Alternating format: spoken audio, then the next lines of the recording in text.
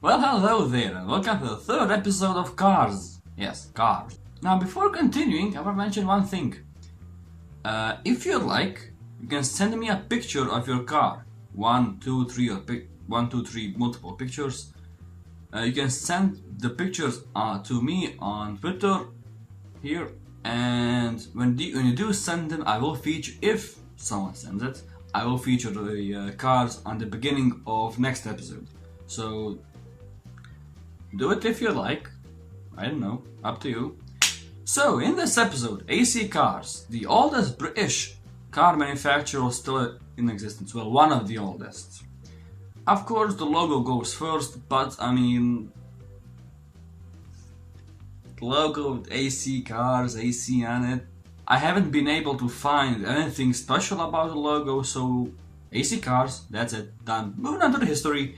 Now the history is, it's quite long.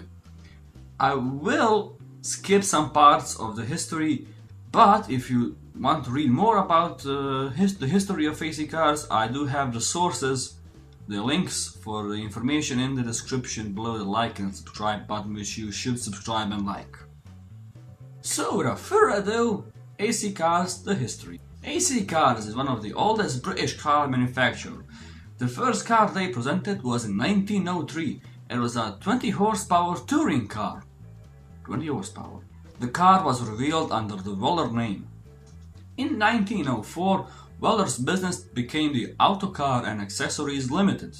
On the very beginning, they started to produce the 5.6 bhp auto carrier, and it was quite fast. Quite soon it was really popular on the streets of London. In 1907 they introduced the AC Sociable, which is basically a passenger version of the auto carrier. In 1911, these years are becoming a bit of a trend now, they moved to a bigger place because of high demands, and they introduced this logo, the one they still use even today. In 1913 they made their first four-wheeler, the first car on four wheels. It was a sporty car and it had a transmission on the rear axle. However, since they started making them in 1913, they didn't really make a lot of them since World War I started in 1914. So yeah, not a lot of them were built. Right after the war in 1919, John Weller designed the very first overhead cam 6-cylinder engine.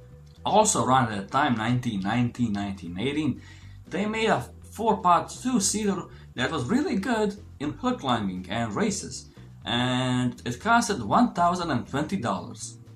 Brand new car. Throughout the 20s they broke some records, got some trophies, blah blah blah, standard story, and it was also at that time that they made the first 1.5 liter car to travel over 100 miles in 1 hour on the Brooklands Raceway. Things were going well, they made 7 new models until the stock market crash in 1929, and pretty much everyone just went bankrupt. However, after the Great Depression, they started to make cars again by hand under the pressure from the public, from the customers. They made 6-cylinder engines which performed admirably. As time went by, they got more and more stable, had more and more money, started producing cars faster.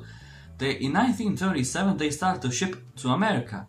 But in 1939, World War II began.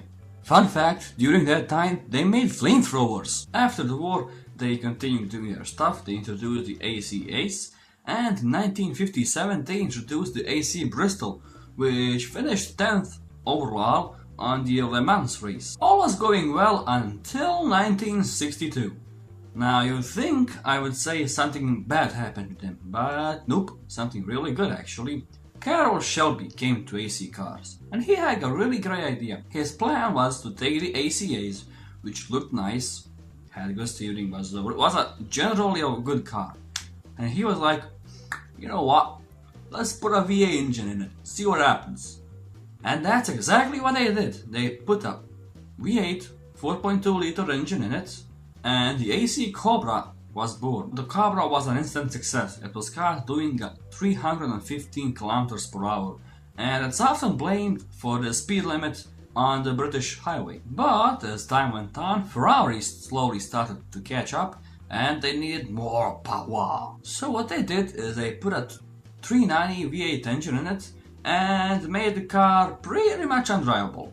So they had to pretty much redesign the chassis of the car. At the same time as they made the Cobra, they realized, whoa, we need something luxury for the wealthy consumers. And they did make a luxury car around that time. The AC428 FRA was made. FRA. The 70s were a bit dark for them. Sales dropped, they didn't really produce a lot of cars, and they didn't really sell a lot of cars. Lotus was pressuring them, but in that time mid-engine cars were kind of a thing, so they did make the 3000 ME. 1985 was also a good year for them since they were reintroduced to the North American market, and they made the AC Mark IV with a 309 V8 engine in it, and was somewhat based on the Cobra, the original Cobra. 1999, the year I was born in, paved the way for the new AC Cobra Mark IV Carbon Road series. After that, it's pretty much the same story, blah blah blah, some new cars, mandra. Since 2013, 40 models are available. The GT with a 6.2 liter V8 engine producing 437 HP. The GT Big Block with a V8 atmospheric GM engine, 7.2 liters and 640 bhp. A supercharged GTS with a V8 engine producing 647 bhp, and a GTSR with a V8 supercharged race prepared GM engine, 6.2 liters, 700 HP, and 995 kilograms, which is quite light. I mean, that's just a carbon fiber body. Okay, so that was long. I don't know how long the video is going to be, but this footage is already 18 minutes long. Yeah, I did mess up a lot, but I think it was worth it. Before recording this, I didn't even know AC motors existed. I didn't know anything about it. So yeah, again, if you have forgotten, you can send me a picture of your car and I will feature it in my next video. Send me the picture or pictures on Twitter on a private message, or you can just post them on Twitter and just tag me and say that it's for a video. So yeah, that's pretty much it. Please do subscribe and share with your friends and hit the like button. I don't know if it's here or here, I don't really know. So yeah, thank you guys so much for watching. Make sure to like and subscribe, and I'll be seeing ya. Peace.